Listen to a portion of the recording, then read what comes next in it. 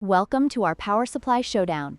Today we will be comparing two popular models, the Cooler Master MWE Gold 850 volts 2 and the Corsair RM1000e. We'll explore their specifications, features, and what sets them apart to help you make an informed decision. Whether you're building a budget-friendly setup or a high-performance rig, we've got you covered.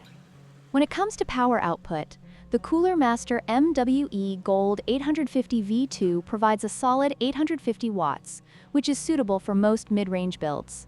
However, the Corsair RM1000e takes it a step further, with a robust 1000 watts, making it ideal for high-performance systems that demand more power, especially when using multiple graphics cards or high-end components.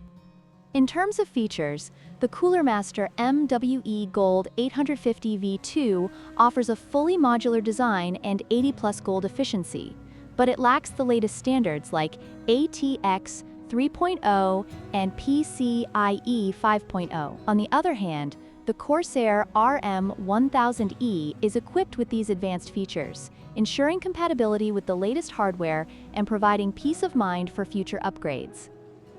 Warranty is another important factor to consider. The Cooler Master MWE Gold 850V2 comes with a 5-year warranty, which is decent for a budget-friendly option. However, the Corsair RM1000e offers a longer 7-year warranty, reflecting the manufacturer's confidence in its product's durability and reliability, especially for high-end builds.